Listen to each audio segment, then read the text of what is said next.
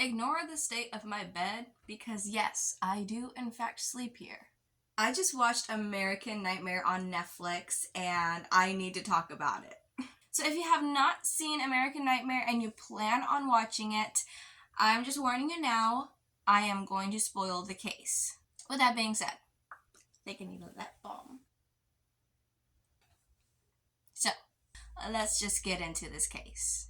American Nightmare is a 3-part true crime documentary, and it's set in, I am going to butcher this name, Vallejo, California, also / Huntington Beach, California. But the crime in question happened in Vallejo. Aaron and his girlfriend Denise are sleeping in bed when all of a sudden Aaron wakes up to this crackling noise. So he sits up in bed and he sees this bright fluorescent light shining in his face. He sees all these red lasers on them. This guy calls him by name. Aaron, lay face down. And while he's laying on his stomach, they have his girlfriend Denise tie his hands together behind his back. He realizes who the girl is in bed next to Aaron, and he's like, oh, this was meant for Andrea. It's okay, we'll take her instead. We find out later that Andrea is Aaron's ex-girlfriend. And then he feels them place swimming goggles over his eyes, and they're like blindfolded, they're duct taped, and so he can't see anything. And then they place a headset and they start playing music. It's kind of like wind chimes. They fed him a mixture of diazepam. Is that the word? That and NyQuil. They feed him this mixture, and then they're taking his vitals. I'm just like, why? Why is this necessary? Like, who does this? What is the purpose of this? And so now he has his drugs in him, and he starts shivering, and he doesn't know if it's from the drugs or if it's from anxiety about what's happening.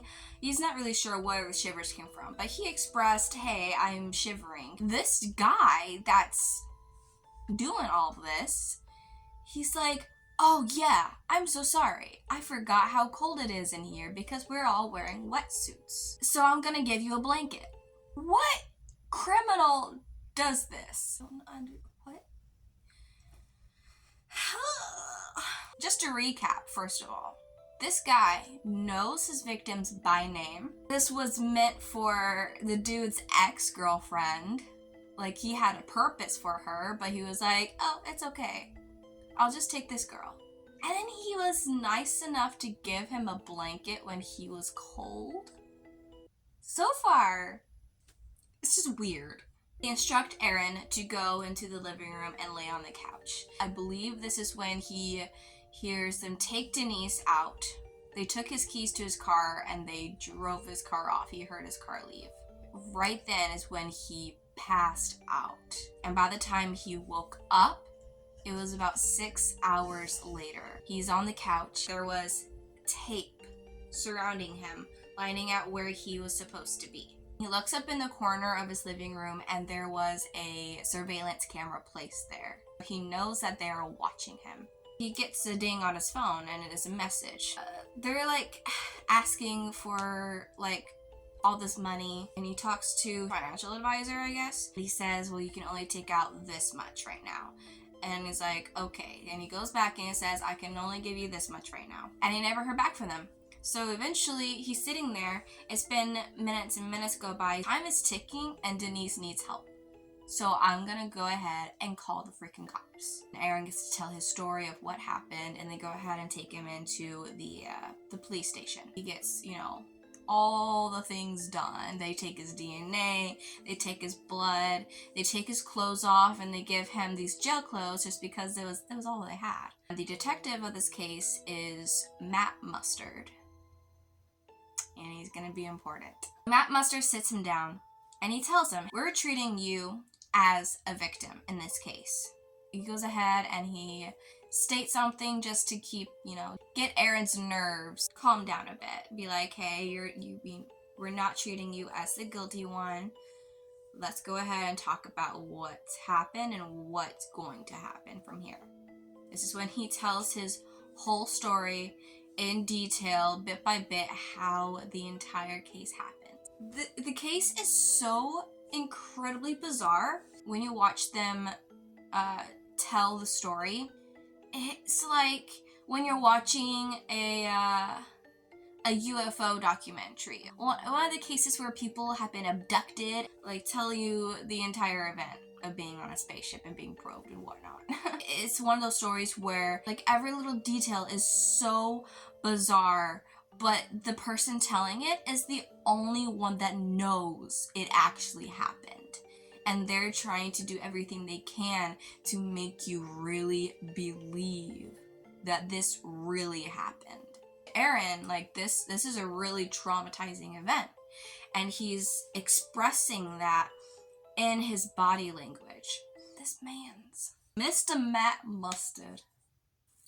Oh, I've got some beef with him. Aaron's telling this whole story. He's expressing his concern and his urgency to help find Denise, to find his girlfriend. And he talks about how the captors say that they meant to get Andrea, his ex. And so then the cops ask him a bit about that. Who is Andrea? What is your history with her? How did it end? Is it good terms, bad terms? What's the situation here? Well, Andrea, Denise, and Aaron, they all work in the same hospital together. He admits that even while they had been broken up and he had been seeing Denise, he had been attempting to set things right with Andrea. And then apparently there were these texts between them that Denise found, and she emotionally felt that he had cheated on her. Which, yeah, like, I can relate to that. I get you, girl. I get you. Obviously, that makes things a little bit rocky with Aaron and Denise, therefore giving suspicion that he might have been involved, okay, in the crime. But Aaron, he's being so cooperative, first of all. Like, if he did have anything to do with it, that would have been a hush-hush kind of thing, you know? He's very open and honest about his situation with Andrea, as well as his situation with Denise. Later on, he even admits that he just was not the best guy to Denise. He did not treat her how she should have been treated. And he admitted that he was working on that. He realized that, he regretted that, and he was taking the steps to improve himself, to be a better man to Denise. Props. Green flag right there. Props to him. Like, love it. You love it. So, now we have this whole little detail about his relationship issues, okay? They even brought Andrea in for questioning, and she confirmed, like, yeah, he's been coming into my office, he's been trying to kiss me, this and that. I think he's open to starting the relationship again, blah, blah, blah, blah, blah. Like, it's been confirmed. So now, Mr. Mustard here looks at Aaron and he says, in the simplest terms, he says, I do not believe you. And he's trying his best to turn the whole thing around and pin this crime on Aaron. And I mean, yeah, to an extent, like, do what you have to do. If Aaron were responsible for the kidnapping, then yeah, shake him to the core. Like, get that confession out of him. When you're trying to whittle out who's guilty and who is innocent, you need to be trying to look at all the aspects. Like, yes, he has this reason to be guilty. However, these are the reasons why he is innocent. When one weighs more than the other, that's where the truth lies. Mr. Mustards, he is not paying attention to Aaron's body language. This story is very elaborate. It's very intricate in the details. It's so crazy and out there that at first thought you would probably think that it's just a story. Like, this guy is obviously the liar because there's no way that this could have happened. However, if you were guilty, if you were trying to make up a lie, you're not going to be trying to come up with this huge, elaborate story. You are trying to make it seem as simple as possible. You're trying to play it off as an accident. Or you're gonna say, oh yeah, some dude broke in and stole my girlfriend. One of Mr. Mustard's theories was like, hey, maybe you guys were like playing around with drugs and you got a little out of hand. That's okay. If you were guilty, this is not the kind of story that he would have conjured up in his head, okay? He would have taken the drug story. He would have said, oh yeah, that's exactly what happened. Like, yeah, we were just playing around and a little accident happened. Like, he would totally try to play it off. And liar stories have to be as simple as possible. The less detail to remember for future references, the better. Otherwise, the little thread you're weaving is just gonna fall flat. And even in the interviews that the producers are having with Aaron, almost 10 years later, he's telling the same exact story and all the same details. And when you see him share the story, you can still see the same emotions that he felt that exact same day when it happened. He's really trying to concentrate and pull out every memory, every detail that he can. Like, he probably would have been like forgetting details or adding something here and there or changing this. Like, a story like that is not going to hold strong almost 10 years down the road. So Mr. Mustard, I can't quote him word for word, but he basically talks about, you're giving me this story and now I have to do everything I can to make you look like the monster. And I'm just like, sir, that is not your job. You need to look at the ways where he can be the monster, but do everything you can to make him not be the monster if you really want to get the truth.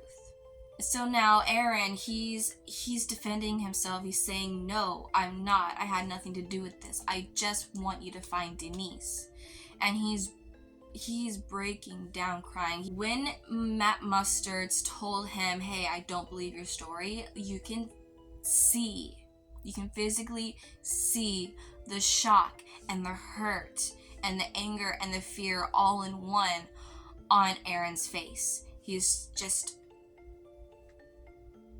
in complete shock. So later on, they do this lie detector test. Now, first of all, I do not trust these lie detectors. Okay, they to me are so unreliable, because like, if it were me, I'd be so terrified to be taking a lie detector test when I know I'm telling the truth. I would be so afraid that it would just come off as me lying, because I would just be so anxious. In that kind of situation, it's a trigger for anxiety for me. So I'm gonna be having this whole full-on anxiety attack, telling you the hard truth, and the thing is just gonna be going wild.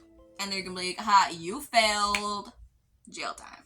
So Aaron does a lie detector, and then the guy comes over to him and he says, there's absolutely no question that you failed this test.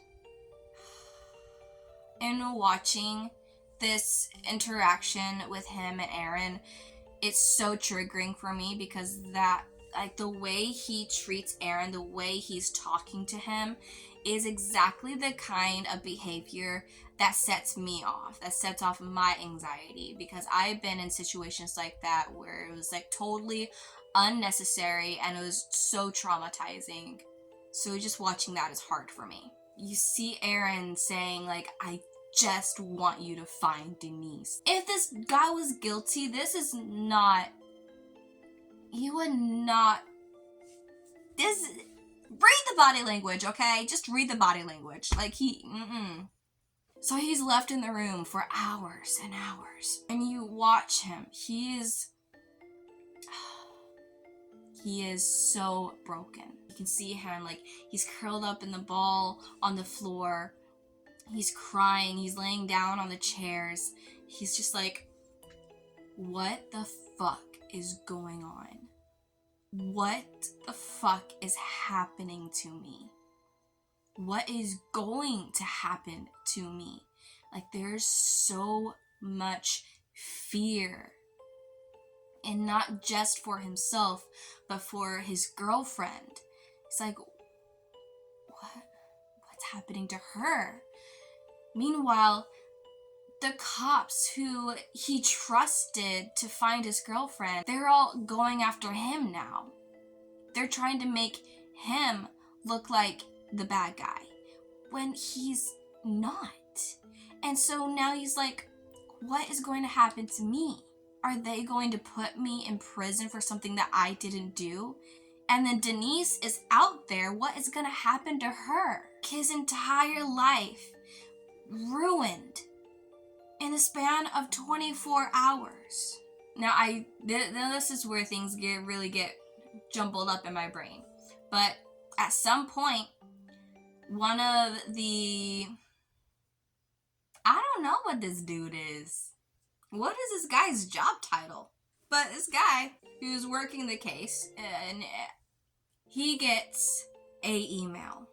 Is it an email? I think it's an email. He gets something. He gets a message with an audio clip. And the subject title is Denise Huskins. He plays his audio clip, and it's Denise's voice. And she says, I'm kidnapped, otherwise I'm fine. And then she gives a personal fact, like her first concert that she went to was Blink-182.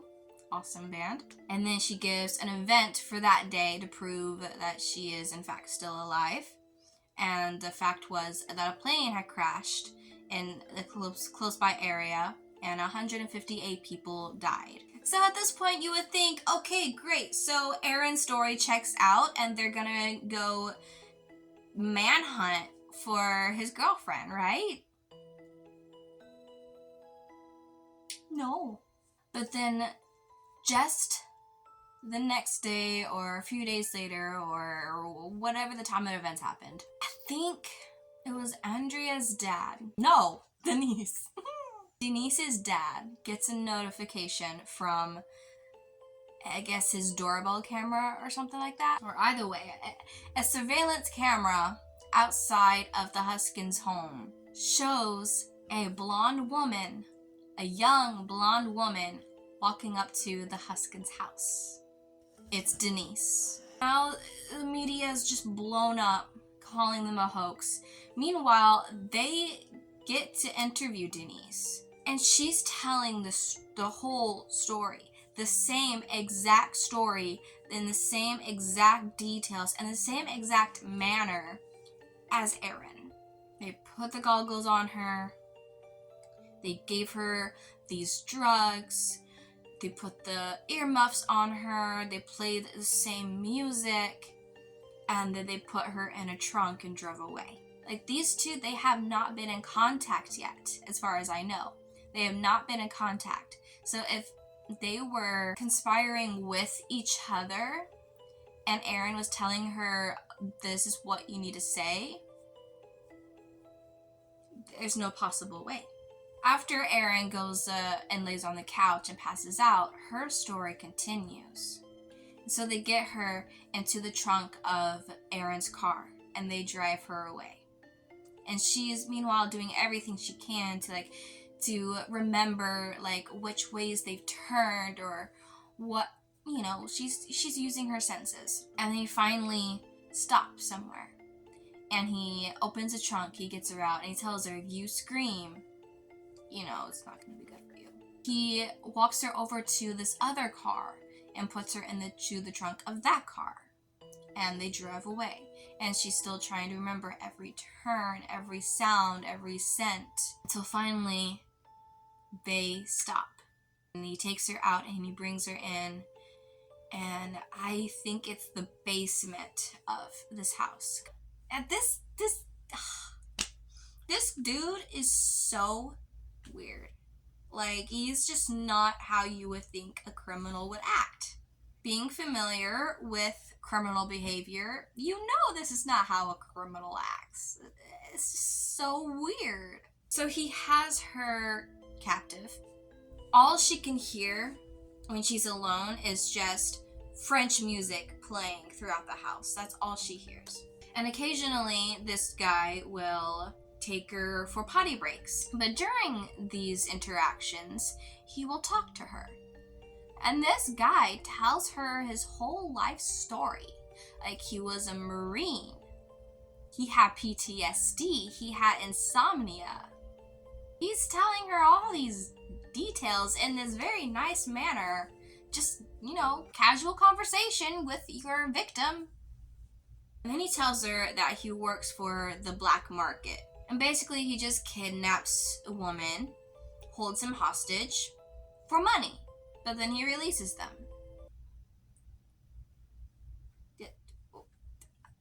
I don't know. I get it. I don't get it. It's so weird. So this guy sits down on her bed and he tells her in the kindest manner, like, basically, I'm gonna you. He tells her that, hey, we need to make this video. So that way, when we release you, if you ever go to the cops, I have this leverage on you to know that you're not gonna tell the cops. So that was his reasoning for doing these videos. He says, we're gonna do this video, but I'm gonna be gentle on you. Don't worry, I'm gonna be gentle. They're doing it. She's fighting every instinct in her to fight back. And it's done. He takes her into the bathroom and he says, you can go ahead and take off the goggles, but only while I'm not around. At this point, she feels like he's probably grooming her for some reason. Because, you're doing this, you get a reward. Kind of thing. Some things are still a mystery because we just can't get inside the dude's head. I don't want to be inside the dude's head. Time passes, and I think at some point is when he's like, hey, we need to record this audio to send to them. More time passes, and then he comes back and he's like, okay, we have a problem. And I'm gonna need to film another video. Sir, there is absolutely no possible reason why you should need to film another video. You already have a video. Why do you need another one? No. You just want to F her. It's awful. It's cruel. It's sick. More time passes, and eventually he comes in and he shares with her this video, this interview. I think it was of her father, talking about how badly he just wants her to come home. I have no words for this dude. So he's sitting there next to her on the bed or whatever, showing her this interview on his phone. She's sitting there, she's bawling her eyes out. And he puts his arm around her. And he's like, does it feel real yet? Okay, at first I thought that you were trying to comfort her, which I still don't know why you would. But then you say that, and I'm like, what do you even mean by that? What is your reasoning to say that? Eventually, once the time is up, he goes ahead and he takes her home. He's on the corner, he drops her off. Yeah, and he tells her, don't tell the cops we had sex. And so now I'm like, what was the point of the videos? You said that you were going to use the videos as blackmail if she were to talk to the cops. You have it on video. And it wasn't sex. This dude is just wacko, okay? He is wacko.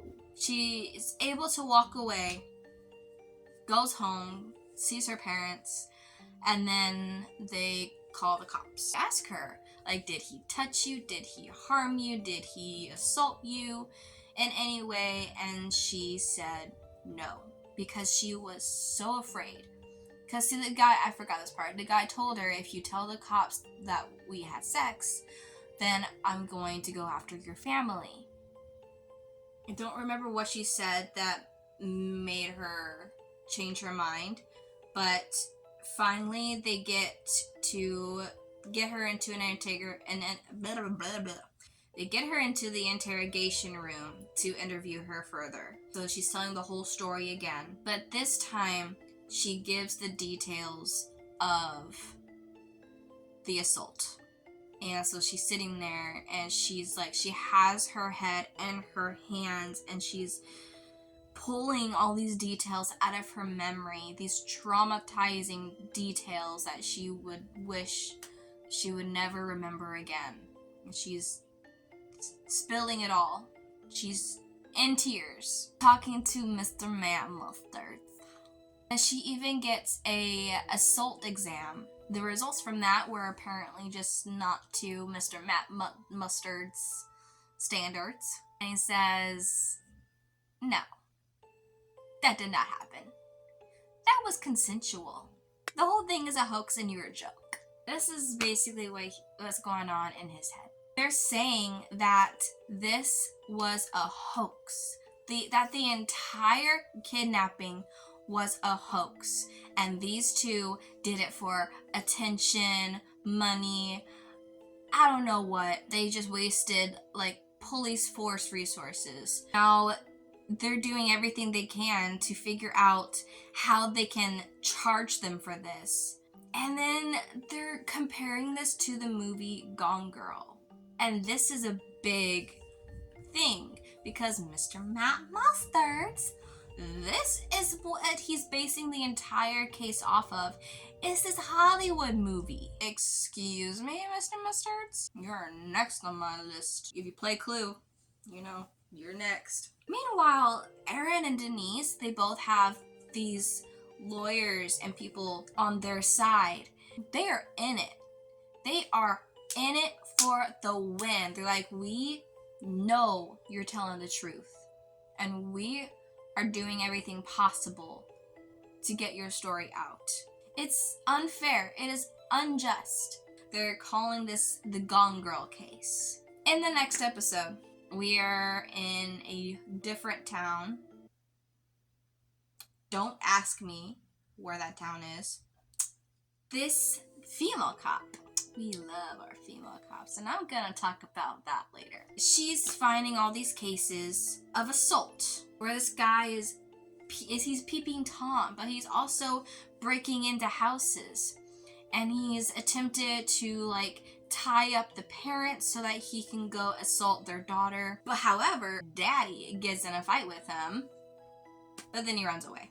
But then she gets a lead about this guy who was a ex-Marine, and I don't remember the details of how this all came about, but eventually they're led to this house in Lake Tahoe.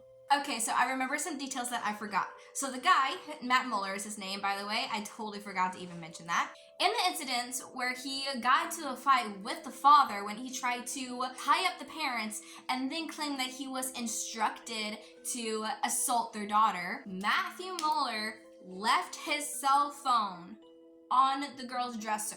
And so after he had ran off and the cops came, the girl found the phone and gave it to the cops. And from there, they were able to identify him and find out where he's been living. So that's what led them to Lake Tahoe. And by the way, guys, this dude is a graduate from Harvard Law School. And during the time when Aaron and Denise were battling with the justice system, the dude that originally got Denise's audio clip started getting all these emails from the same unknown person. He's trying to fight for their innocence. He's saying, hey, these guys are telling the truth. I am the kidnapper. It's me.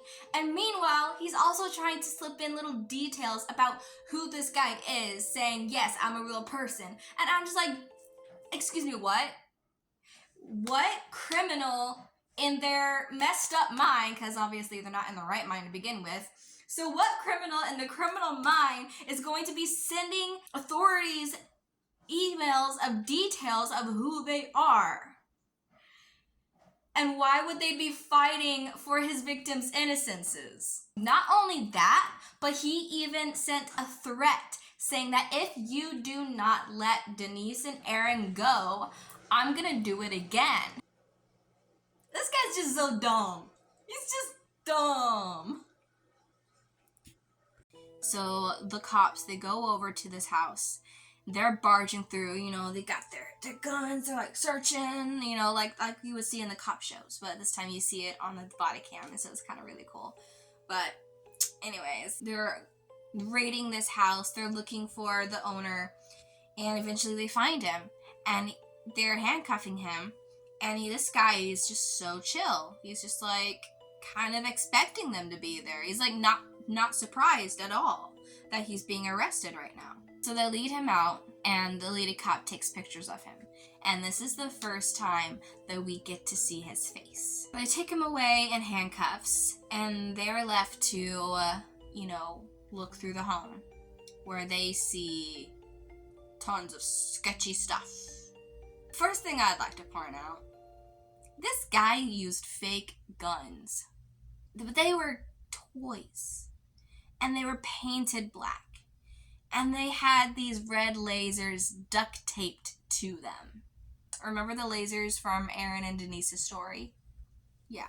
They found the NyQuil and diazepam concoction in the bathroom. And then they found the bedroom where they think they might have kept his victims, specifically Denise. The lady cop's going through there, and she describes it as just having this energy. This kind of energy that's just heavy and evil and scary, like you know something bad happened here. And then they look in his trunk of the car, and they find this duffel bag. They find the duct tape goggles and the headphones. This is but they even find this blow-up doll in a wetsuit.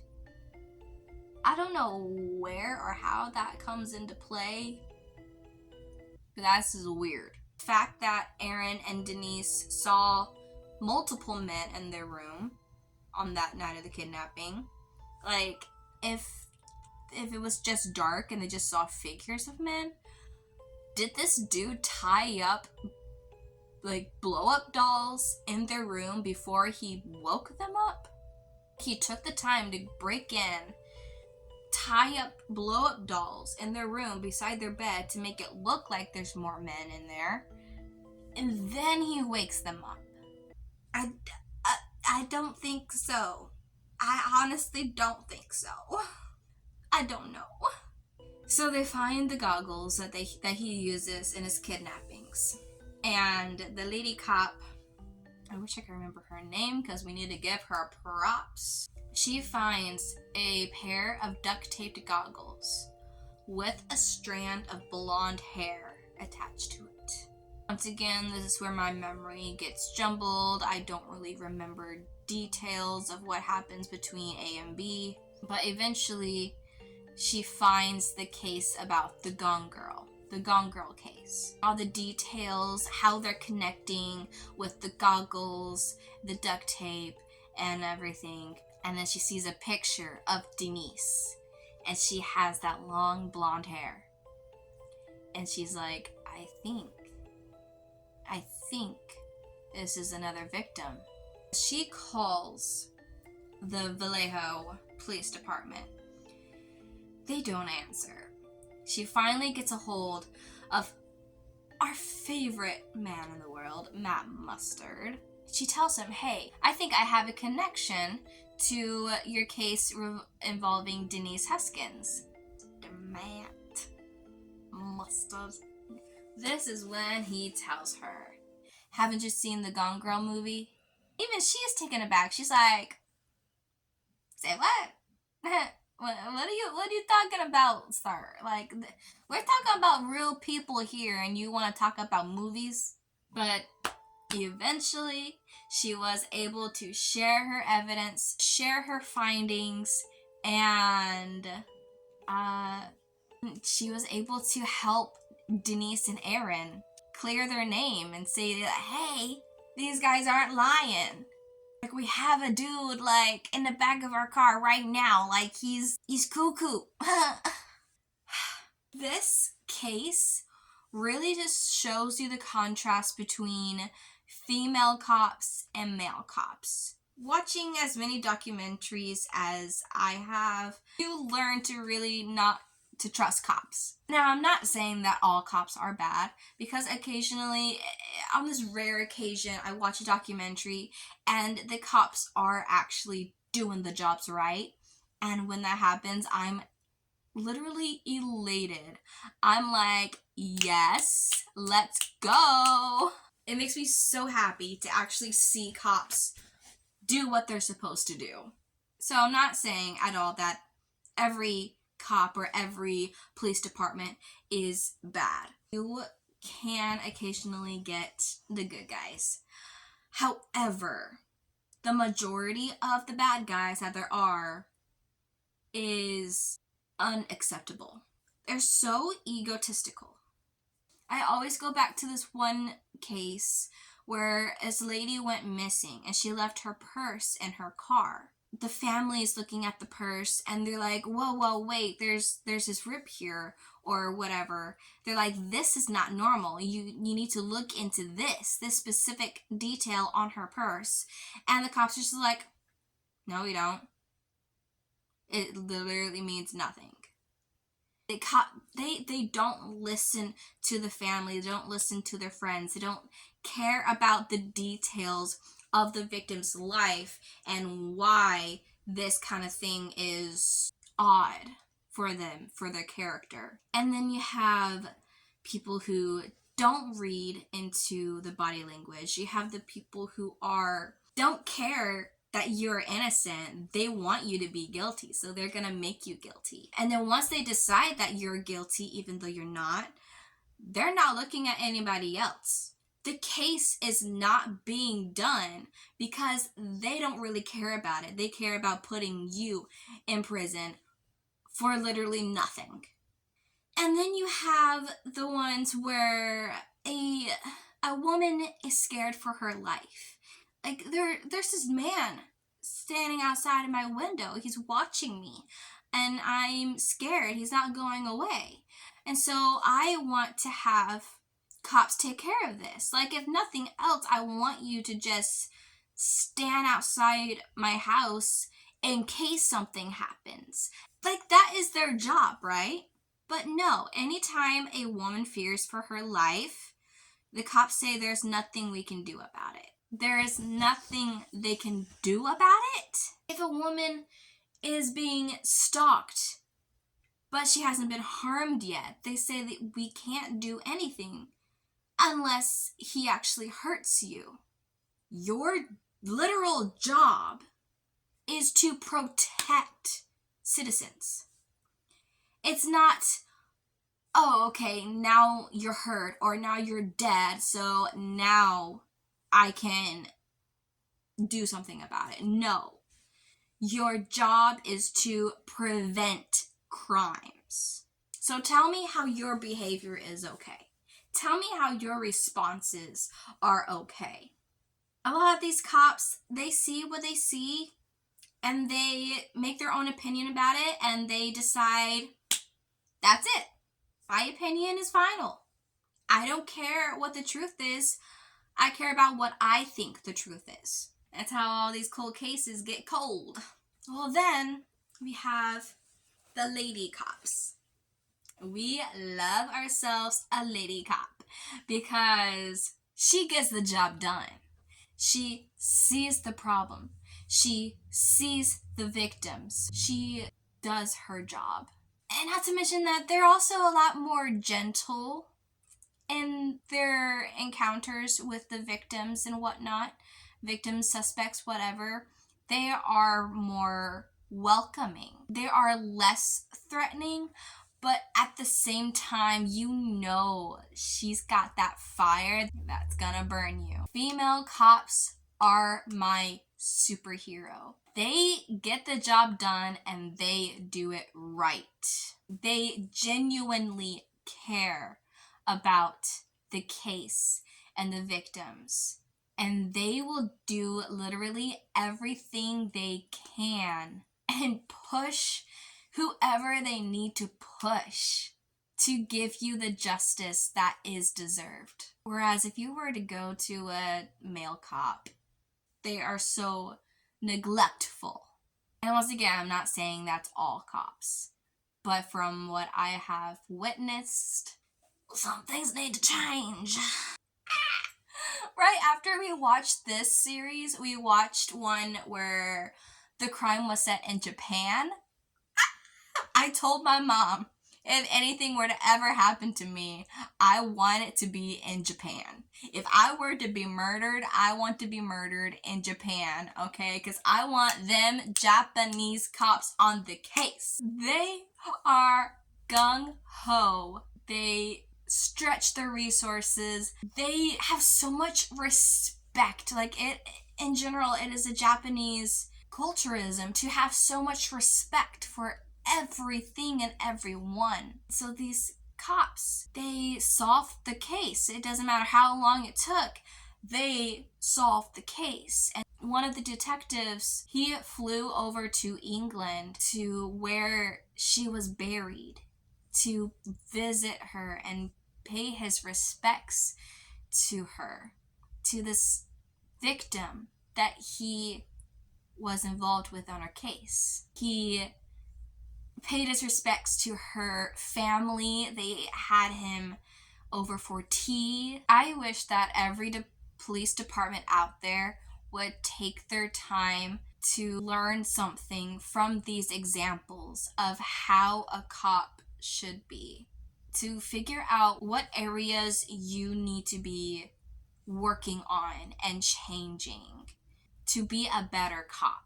Like I always say, I'm not going to respect you unless you've earned your respect. I don't care.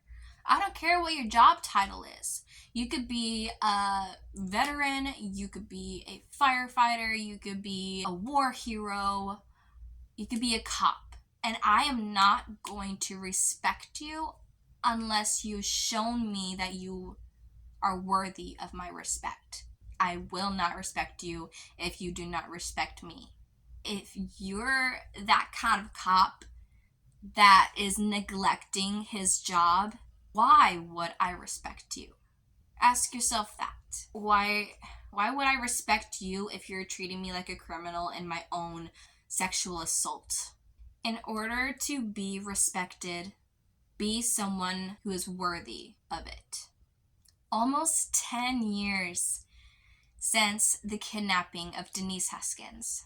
Aaron and Denise, this is the absolute best love story to ever come of a true crime. They have gotten married and they now have 2 kids, 2 beautiful little daughters of their own to love and to protect and to raise to be fierce women one day. And that is the root of my happiness right now. And that is the story of the Gone Girl case, Denise Haskins. I really hope I did this story justice. I honestly don't think I did because I suck at this. I just woke up and I was just like, I want to talk about this. So I talked about it. So if it wasn't great, then... But I hope I got the point across. Thank you guys for watching it. Please be sure to give this video a big thumbs up if you liked it. And even if you didn't, why not? Go ahead. It doesn't hurt you. And make sure you subscribe to support my channel. And other than that, I will see you guys on the next one. Stay real.